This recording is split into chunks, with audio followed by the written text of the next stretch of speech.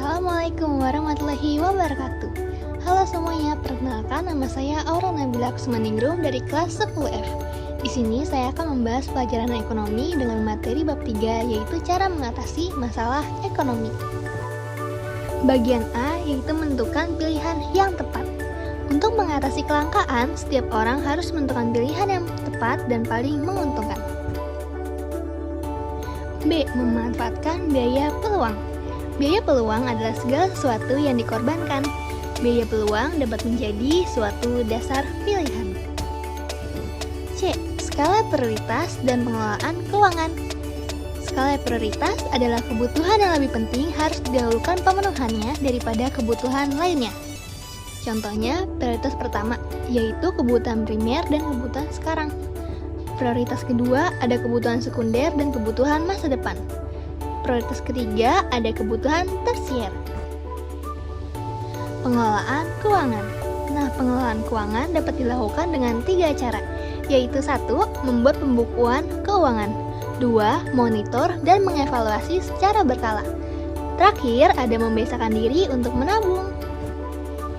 D. Mengatasi masalah ekonomi mikro. Yang pertama, ada menentukan pilihan yang tepat untuk mengatasi masalah kelangkaan. Contohnya, memilih faktor produksi tenaga kerja.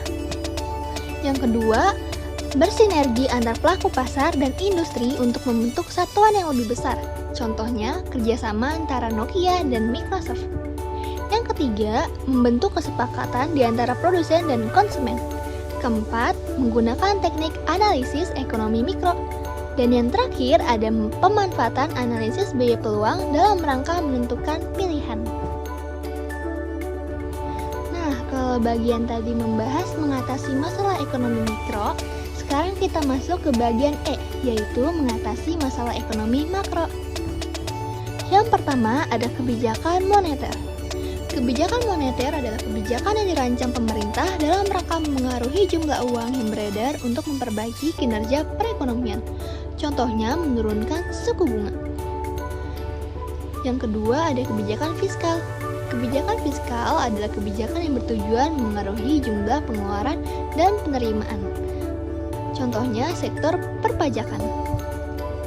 Yang ketiga, ada kebijakan dengan arah harga barang murah dan bermutu.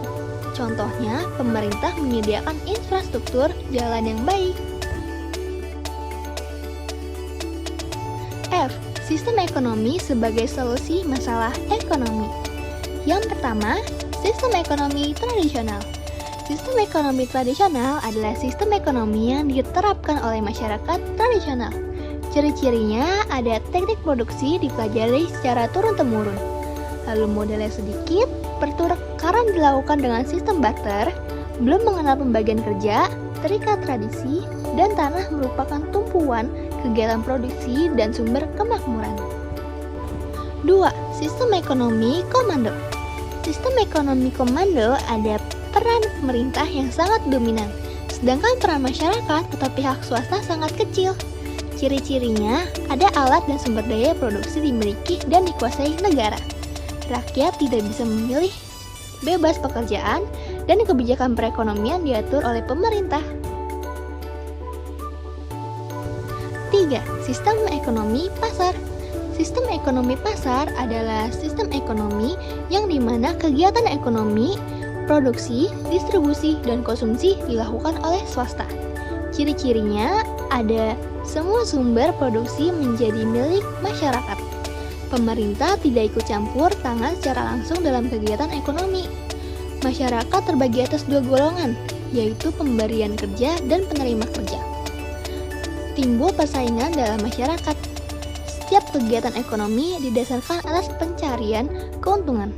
Lalu yang terakhir ada kegiatan ekonomi selalu mempertimbangkan keadaan pasar. Nah, yang terakhir ada sistem ekonomi campuran. Sistem ekonomi campuran adalah sistem ekonomi di mana pemerintah dan swasta saling berinteraksi dalam memecahkan masalah ekonomi.